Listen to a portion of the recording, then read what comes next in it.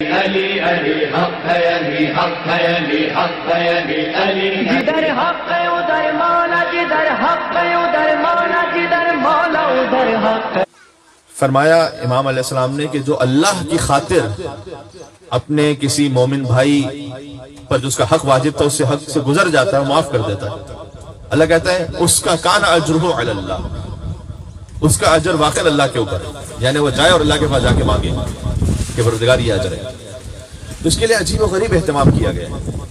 اچھا ہو سکتا ہے کہ اس گفتگو کو سنتے ہوئے کوئی یہ کہے کہ قبیل صاحب کہہ لینا بڑا آسان ہے، جب گزرتی ہے تو پتہ چلتا ہے، تو اس کے لیے اندر سے جذبہ کیسے آئے؟ مولانا احمد نراقی ہمارے بہت بڑے عالم گزرے علماء اخلاق میں سے، انہوں نے جب اس موضوع کو ڈسکس کیا تو وہ یہ کہتے ہیں کہ دیکھو شاید معاف کرنے کا جذبہ اس طرح سے آ سکتا ہے کہ اگر تم جتنا اس نے کیا تھا، حق تو یہ ہے کہ کسی نے تھپڑ مارا تو ہم بھی تھپڑ مار دیں، حق تو ہے شریعت میں، اتنا حق دیا ہے شریعت نے،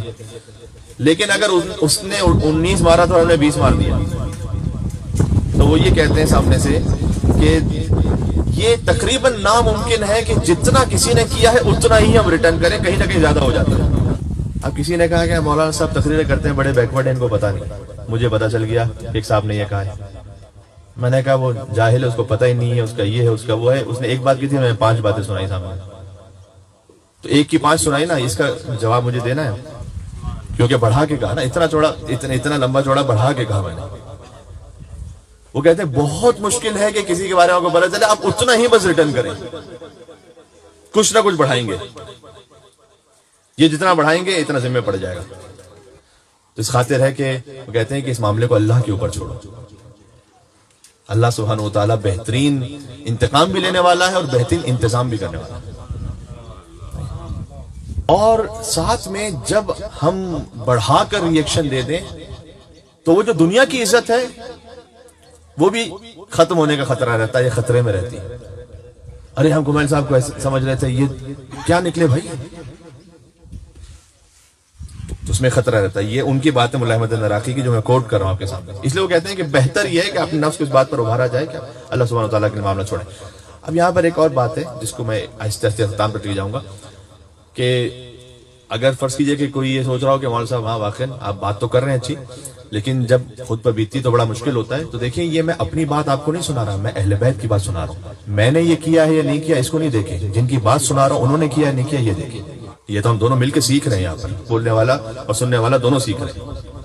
جنہوں نے یہ حکم دیا انہوں نے معاف کر کے بتایا نہیں بتایا، یہ دیکھیں۔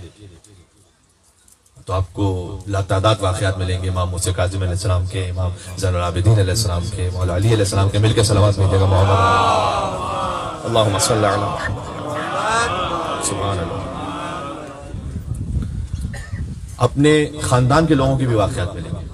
یعنی ایسا نہیں تھا کہ اہل بیت علیہ السلام کی خاندان میں سبھی ان سے بہت محبت کرتے تھے، امام رضا علیہ السلام کے بھائیوں نے ان کی امامت کو نہیں مانا، حسد کرتے تھے۔ اس طرح سے بنی ہاشم کے آپ کو کئی واقعات ایسے ملیں گے کہ امام زین العابدین علیہ السلام کے سامنے آ کر وہ یا امام جعفر صادق علیہ السلام کے سامنے آ کر شکوہ کرتے تھے اور یوں کہتے تھے کہ امامت آپ کا حق کیوں ہے، ہم بھی تو بنی ہاشم میں سے ہیں۔ ہاں ایک مثال ملتی ہے ایسی، بی بی فاطمہ سلام اللہ کے پاس معافی مانگنے کے لیے آئے اور بی بی نے معاف نہیں کیا۔ اب سوچئے کہ جب اتنا کریم ابن کریم خاندان ہے اور تب بھی بی بی معاف نہ کریں تو پھر کتنی بڑی مصلحت ہوگی اس کے پیچھے، معاف نہیں کیا۔ اور وہ کیوں نہیں معاف کیا؟ ان کا اپنا ذاتی معاملہ نہیں تھا، وہ ولایت علی بن ابی طالب کا معاملہ تھا۔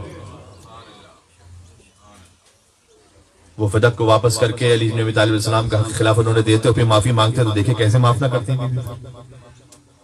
کیونکہ اگر اس وقت بیوی معاف کرتے ہیں تو پھر تو قیامت تک کے لیے ہدایت اور گمراہی مکس ہو جائے گی، پھر پتہ ہی نہیں چلے گا حق کس طرف ہے باطل کس طرف ہے۔ یہ معاملہ ان کا اپنا پرسنل نہیں تھا، وہ اللہ سبحانہ وتعالیٰ کی جانب سے معاملہ ہے، اللہ کے دین کا معاملہ ہے۔ علی علی حق ہے، علی حق ہے، علی حق ہے، علی علی جدھر حق ہے ادھر مولا، جدھر حق ہے ادھر مولا، جدھر مولا ادھر حق ہے۔